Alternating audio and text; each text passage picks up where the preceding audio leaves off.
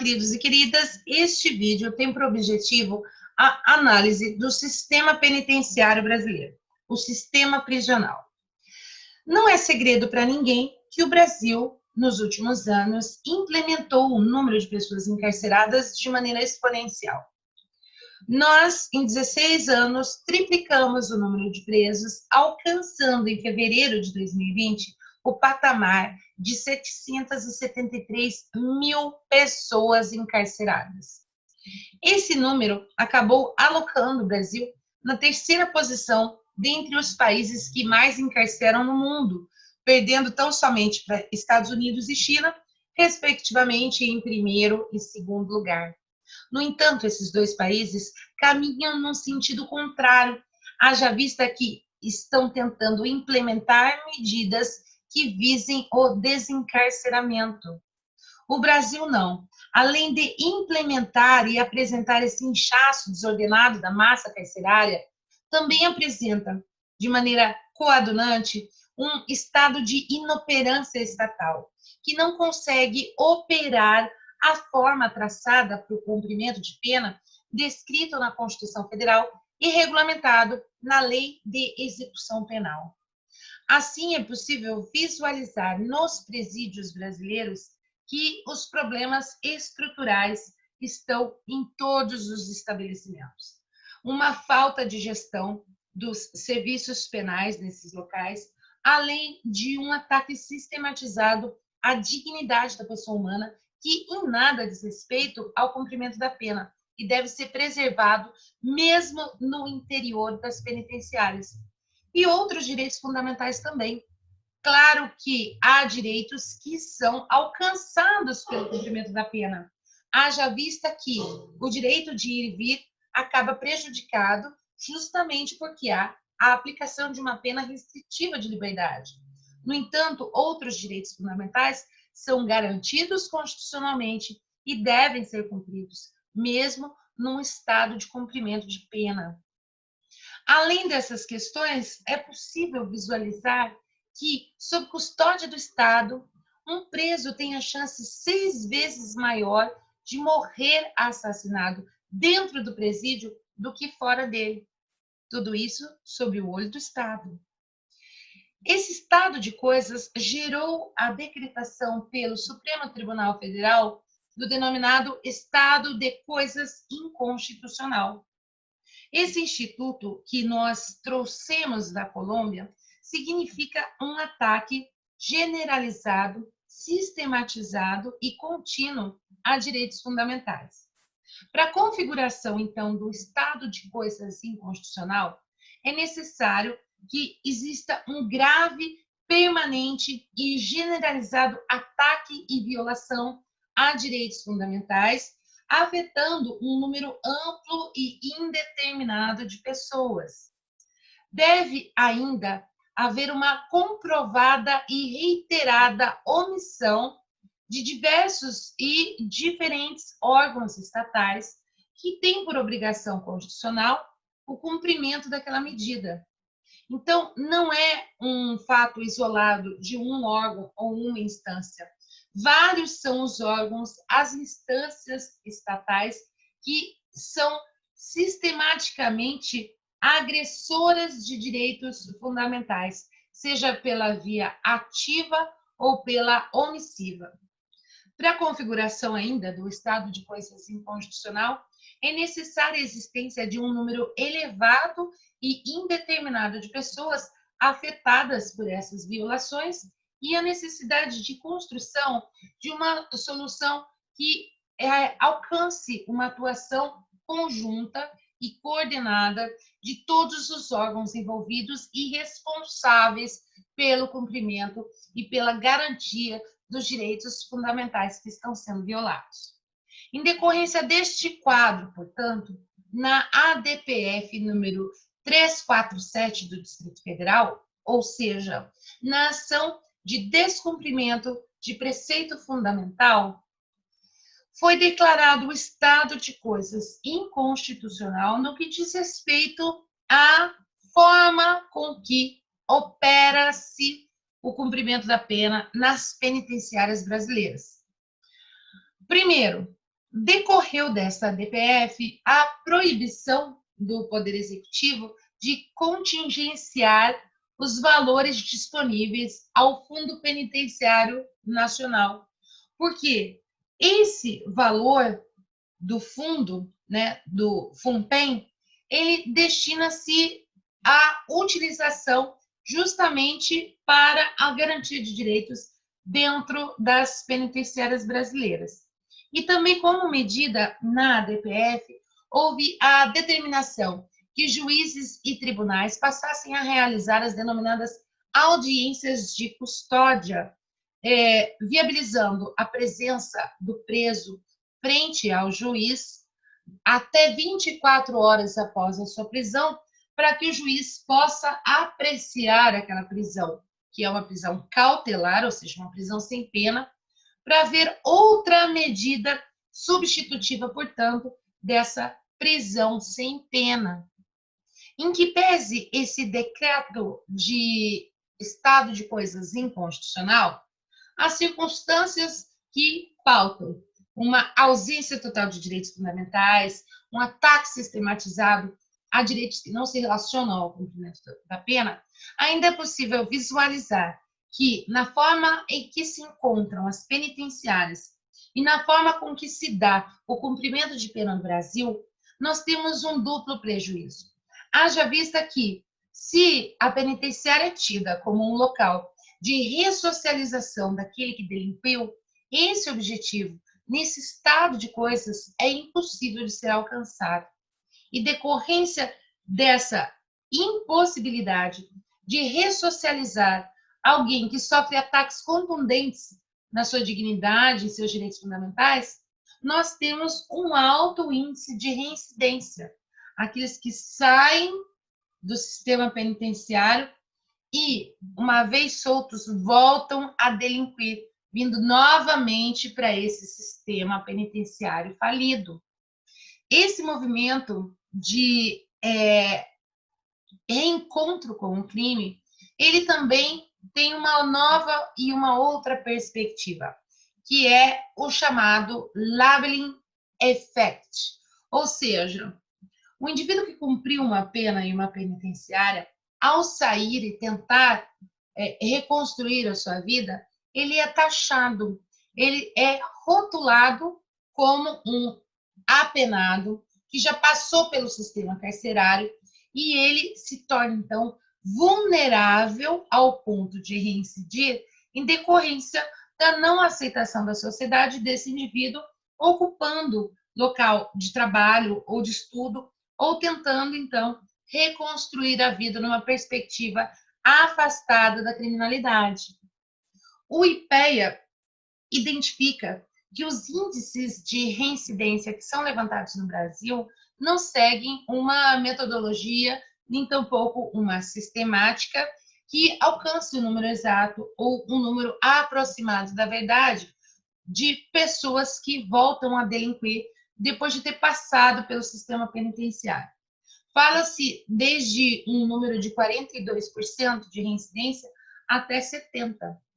Entretanto, não é tão somente em decorrência da circunstância em que se encontram as penitenciárias no Brasil que esse número de reincidência é alto. O Hamilton Bueno de Carvalho aponta que alguns países da Europa que apresentam sistemas penitenciários considerados como modelo possuem números de reincidência também entre 30% e 70%, ou seja, o encarceramento cumpre alguma função na medida de colocar obstáculos para os outros que observam o cumprimento da lei penal, para que estes não incidam na norma penal e não venham também a ser um número dentro do sistema carcerário. Daqui, nós temos a necessidade de apontar as funções da pena. Numa visão de prevenção, a pena tem por função a perspectiva preventiva geral, que se aplica à sociedade como um todo, e essa função preventiva geral pode ser positiva quando ela é a reafirmação do direito. A pena, ao ser aplicada, gera confiança da população e que, com base nessa confiança, acaba retroalimentando o sistema, trazendo uma confiabilidade no direito. Esse ponto já questionado na aula de simbolismo penal, principalmente a partir da visão do Hassman. Mas, de acordo com a teoria, a prevenção geral positiva tem por objetivo a reafirmação e a confiança da sociedade no direito, porque decorre dessa prevenção geral positiva a prevenção geral negativa, que com esta confiança o indivíduo vai deixar de delinquir porque ele confia na norma. Ele sabe que uma vez incidindo, então, numa norma de caráter penal, ele sofrerá uma pena.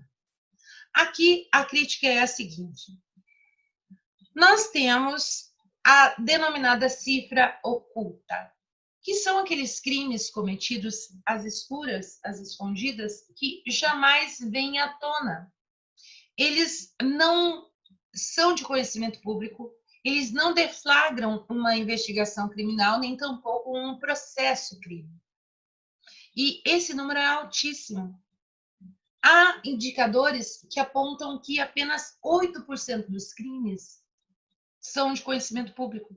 Vem à tona, portanto, tem um processo de apuração, chega a uma condenação.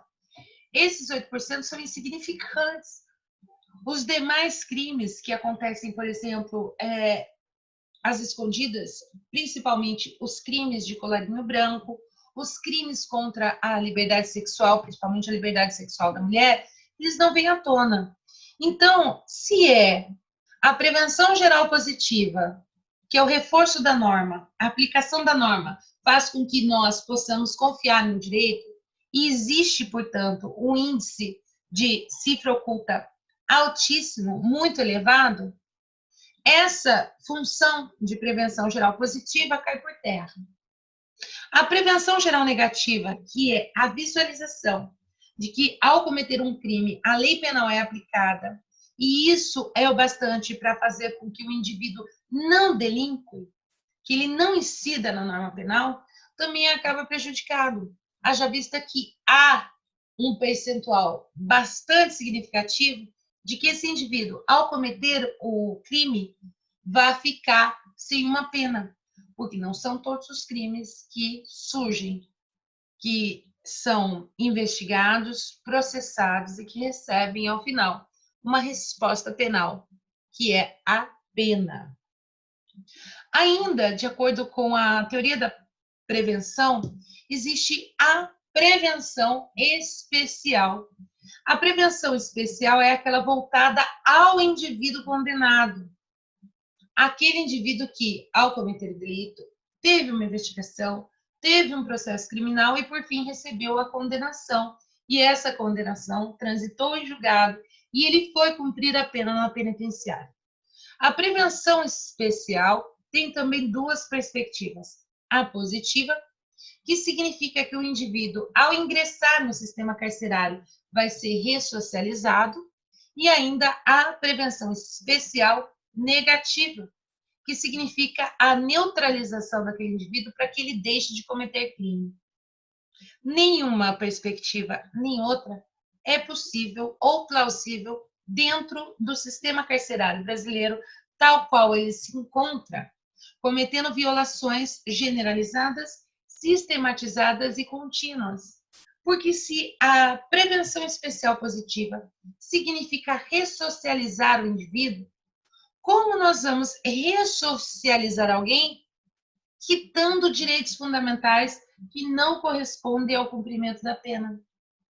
Não existe possibilidade de ressocializar alguém nas condições insalubres e de ataque violento a direitos como a integridade física, a dignidade, a ausência de defensores públicos no interesse desses apenados. Então, a ressocialização acaba sendo algo que não tem nenhuma factibilidade. A prevenção especial negativa, que significa neutralizar o indivíduo, haja vista que dentro do sistema penitenciário ele deixará de cometer outros delitos também é uma falácia. Nós sabemos, e é bastante difundido, o fato de que organizações criminosas dentro das penitenciárias gerenciam o crime fora delas, ou seja, não há neutralização, porque esse indivíduo ali exposto a organizações criminosas vai continuar a delinquir da mesma forma, como se estivesse fora do sistema penitenciário. Então, a quem interessa esse sistema de cumprimento de pena? O que um sistema penitenciário, como se apresenta no Brasil, é capaz de fazer com vistas à diminuição da criminalidade ou da violência, com vistas à proteção dos bens jurídicos que são lá discriminados no Código Penal como aqueles mais valiosos da sociedade. Então, existe uma crise no sistema penitenciário, existe uma tendência de recrudescer as penas, de manter as pessoas por mais tempo encarceradas, haja vista a modificação proposta e trazida pelo pacote anticrime, que é uma lei de 24 de dezembro de 2019 e passou a vigorar a partir de 23 de janeiro desse ano, de 2020, que elevou o patamar de cumprimento das penas de 30 para 40 anos. Isso significa um nível de retenção muito maior dentro das penitenciárias, ou seja, enquanto o mundo caminha no sentido de tirar do cárcere e procurar alternativas para resposta penal, que o Brasil ainda tem uma tendência a associar tempo em presídio, recrudescimento de penas, aumento das condutas consideradas como crime para encarcerar pessoas. E quando nós analisamos qual é o público que está na penitenciária, massivamente negros, que correspondem a 75% dos encarcerados, nós percebemos que tanto os crimes que são eleitos para uma persecução penal, como o público-alvo dessa persecução, é bastante delimitado.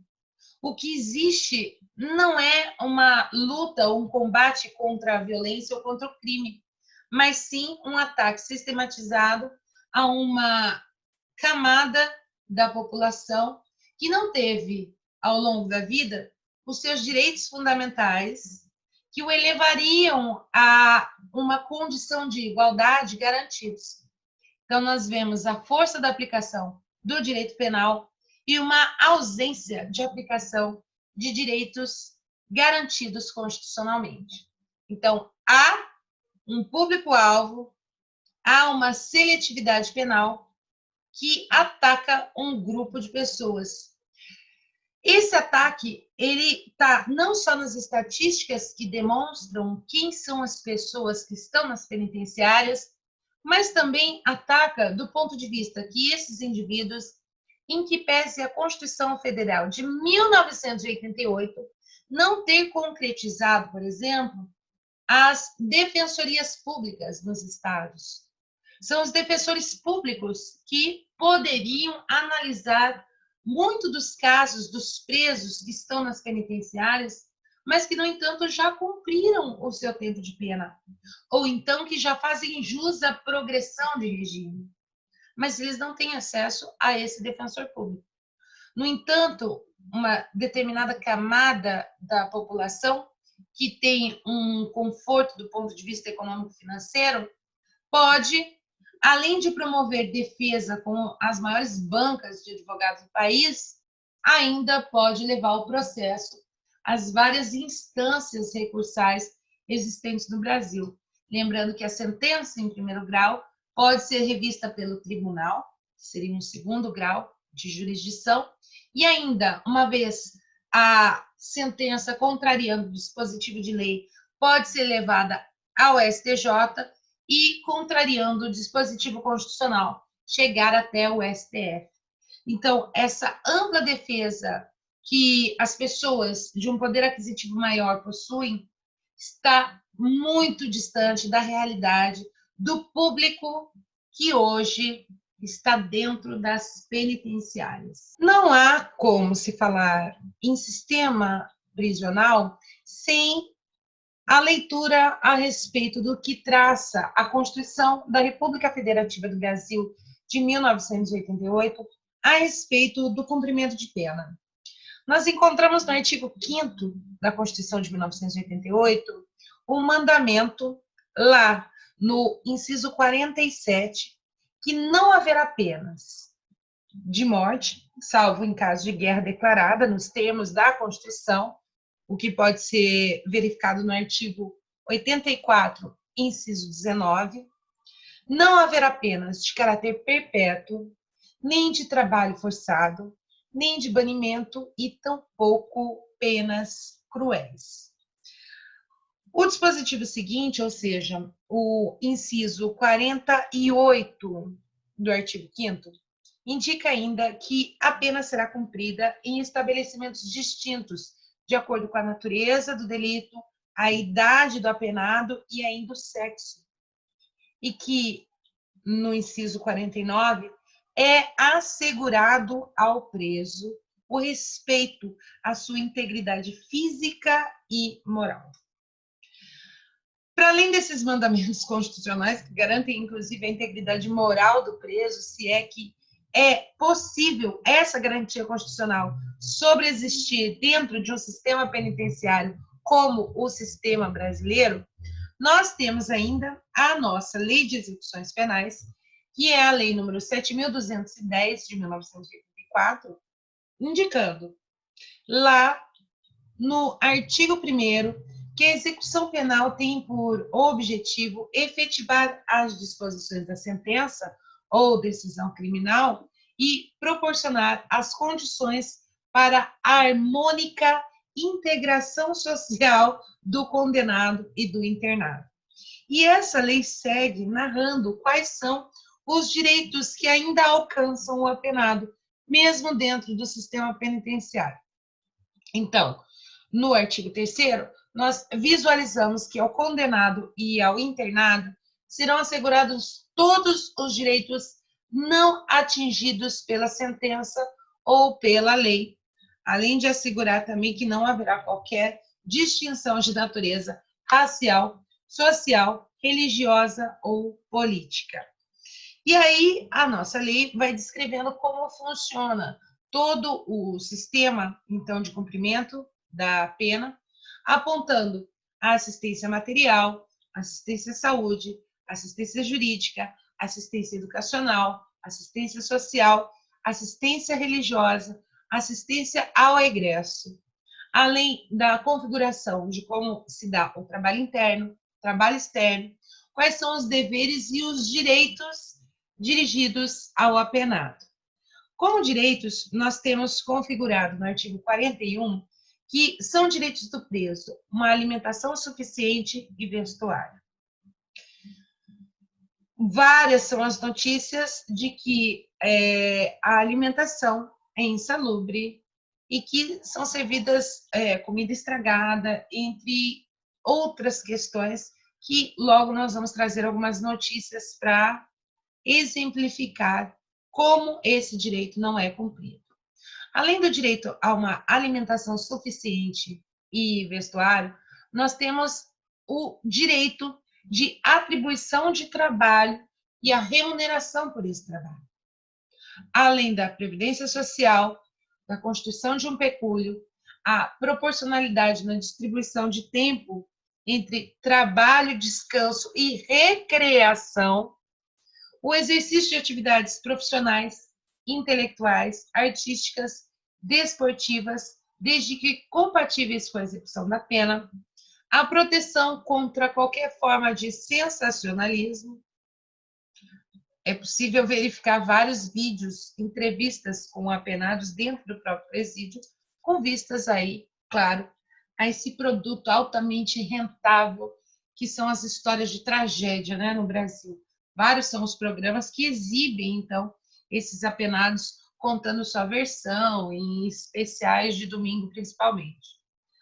Além dessa proteção contra qualquer forma de sensacionalismo, também É direito do preso entrevista pessoal e reservada com o seu advogado, a visita do cônjuge, companheira, parentes e amigos em dias pré-estabelecidos, em dias determinados, chamamento nominal, e aqui eu chamo a atenção para lembrar que em Auschwitz as pessoas tinham tatuado no braço um número, e era por aquele número que eles eram chamados. Igualdade de tratamento, claro, salvo quando a individualização da pena traz tratamentos diferenciados,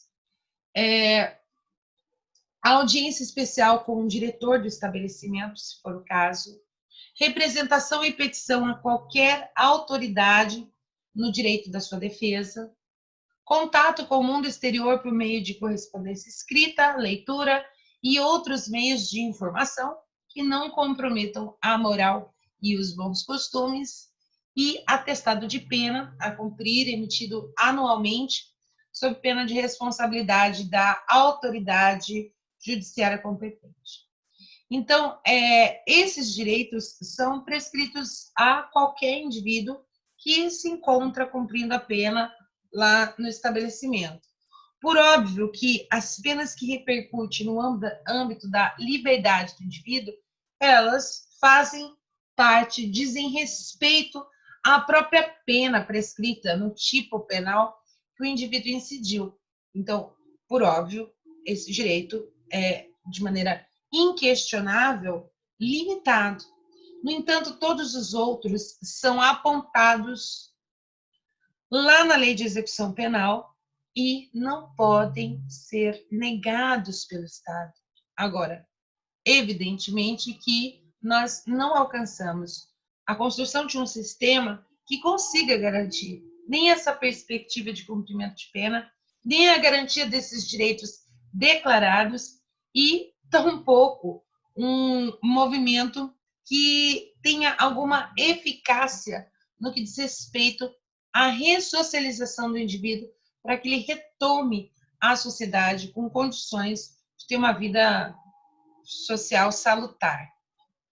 Outra consideração importante a ser feita é que todo o sistema penal e a execução penal do Brasil são construídas de forma a gradativamente ir reinserindo o apenado ao convívio social. E dessa forma, nós temos 3 formas que o apenado vai cumprir a pena lá, constante da sua sentença. O regime fechado, um regime denominado semiaberto e o regime aberto. O local de cumprimento, então, desses regimes é diferenciado.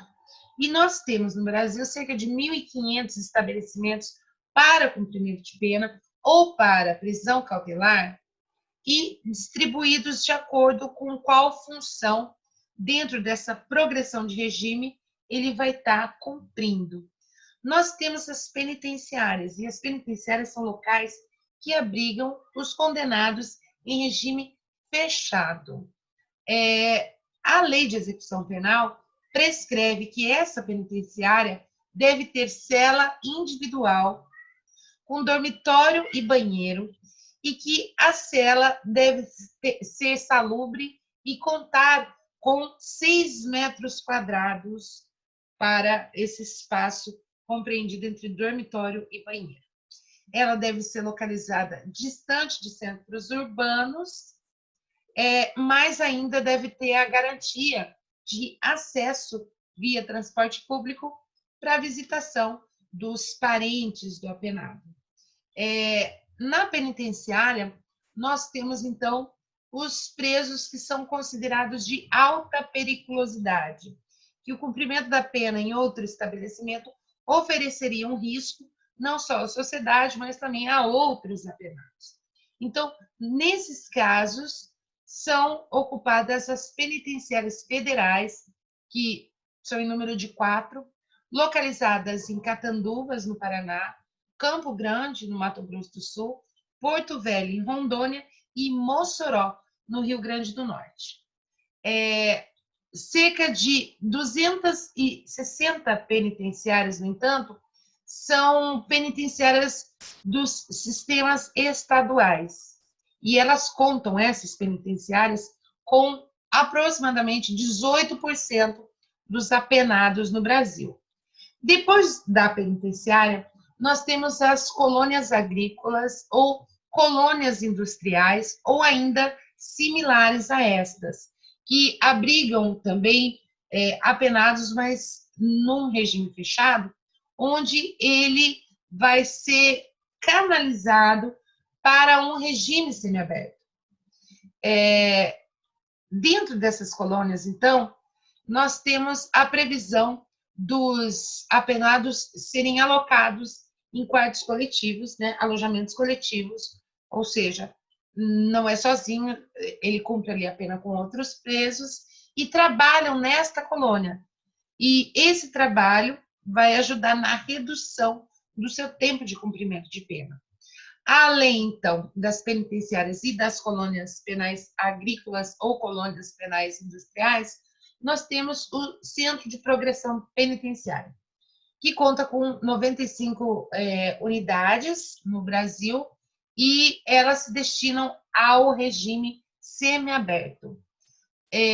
Esses centros de progressão penitenciária correspondem a 7% dos locais de cumprimento de pena no Brasil e eles se voltam para uma estrutura de trabalho do preso, em que pese, na prática, não ser essa a realidade, né? Então, o condenado, não tendo ali, dentro dessa perspectiva, dentro desse estabelecimento, o trabalho, ele pode, então, haja vista que se encontra em um período de cumprimento semiaberto, trabalhar e estudar fora da prisão e voltar, né, para esse centro de progressão antes das 7 horas da noite e no outro dia, claro, pode retomar o trabalho ou o estudo. As casas de albergado também são modalidades de estabelecimento de cumprimento de pena. No entanto, a casa do albergado conta com aqueles apenados que se encontram na fase do regime aberto. Eles têm também a possibilidade de apenados cuja restrição diz respeito a limitações de final de semana. Nessas unidades que ficam em centros urbanos, claro, separados de outros estabelecimentos, mas ficam nos centros urbanos, tem uma conduta prescrita lá na lei de execução penal que não há grades.